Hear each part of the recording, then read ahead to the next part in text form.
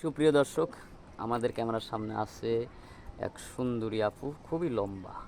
এতটা লম্বা বুঝছেন, আমি তো তার দিকে তাকালেই আমার অনেকটা কষ্ট হয়। তারপরেও যাই হোক, আপু কেমন আছেন? জি, আলহামদুলিল্লাহ ভালো আছি। আপনি কেমন আছেন? আলহামদুলিল্লাহ ভালো আছি। আপু, আপনার নামটা কি? লিজা আক্তার। লিজা আক্তার। আপনার জি। পরিবারে কে কে আছে? আমার পরিবারে মা আর ছোট ২ টা বোন আছে। মা আর দুটো ছোট বোন আছে। জি। এই সংসারের দায়ভার কে নিয়েছে, আপনি না আপনার আম্মা চালায়? চলতেছিল কোনোমতো।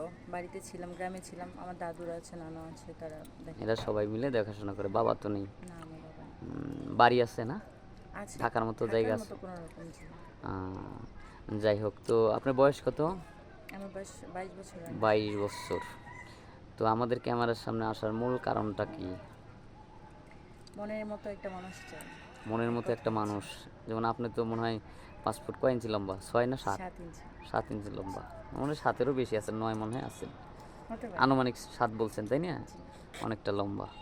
তো যাই হোক, এখন আপনার বয়স 22 বছর, তো কেমন ছেলে চাচ্ছেন আপনার পার্টনার হিসেবে?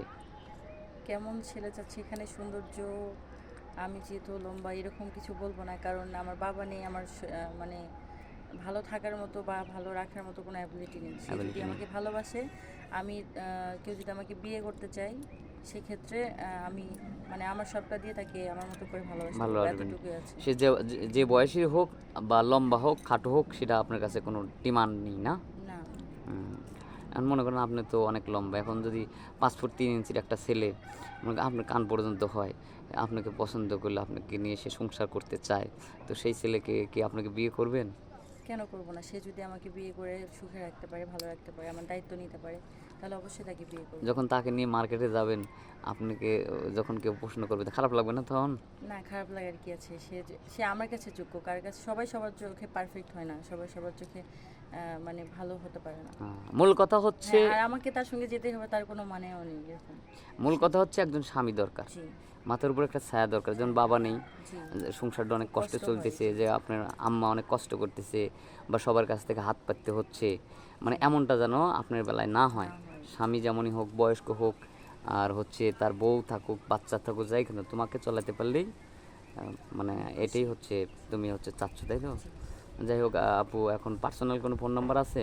না, আমার কোনো ফোন নেই পার্সোনাল অবশ্য। ফোন নাম্বার নেই, না? জি। এই ভিডিও দেখার পর তো অনেকে চাইতে পারে, তাহলে কিভাবে যোগাযোগ করবে? কেউ যদি আমাকে চেয়ে থাকে বা আমার সঙ্গে আমাকে বিয়ে করতে চায়, তাহলে যে আপনাদের মাধ্যমে আমার সঙ্গে যোগাযোগ করতে পারে। আমাদের মাধ্যমে যোগাযোগ করতে হবে, তাই না? তো যাই হোক, আর বিষয়টা হচ্ছে, এখন তুমি আমাদের এখানে আসলে কিভাবে কিভাবে বললে যে আমাদের এখানে বিজ্ঞাপন দিলে বা অসহায় মেয়েদের বিয়ে শাদী দেই? এটা হচ্ছে মূলত আমি ঢাকায় আসছি নতুন, আমরা ঢাকায় ১ হুম, সপ্তাহের মতো হচ্ছে আসছি। তো হুম। এখানে একটা আপু গার্মেন্টসে চাকরি করে, তো ওই আপু আমাদের এলাকার। সে আমাকে বলছে যে এরকম এরকম, যেহেতু চাকরি বাকরিও সে এখন অবস্থা ভালো না, হচ্ছে না, তো তুমি আমার সঙ্গে এখানে যেতে পারো, যেহেতু তোমার কষ্ট। সে জানে শুরু থেকে কম বেশি। তারপরে ওই আপুর মাধ্যমে যাই হোক, আমাদের এখানে এভাবেই আসা। মানে একজনের মাধ্যমে হলো, যেভাবে হোক আমাদের জি। এখানে আসছো, ঠিক আছে। হ্যাঁ। ওকে, আমরা স্কিপ বাড়াবো না। সুপ্রিয় দর্শক, মেয়েটার পরিবারের সব কিছুই কিন্তু বলছি, আসলে 2-1 মিনিটে এতগুলি কথা বলা সম্ভব না, তারপরে যতটুকু সাধ্যমতো তার জীবনের গল্প বলার চেষ্টা করছে। তো এখন আর আমরা বাড়াবো না। কোনো ফোন নাম্বার নেই আমাদের স্ক্রিনে, আমাদের ইমো নম্বর দেওয়া থাকবে। সাথে যোগাযোগ করতে হলে আমাদের সাথে যোগাযোগ করলেই হবে। চেষ্টা করবো আপনাদের সাথে যোগাযোগ করার জন্য। ভালো থাকবেন, সুস্থ থাকবেন, আল্লাহ হাফেজ।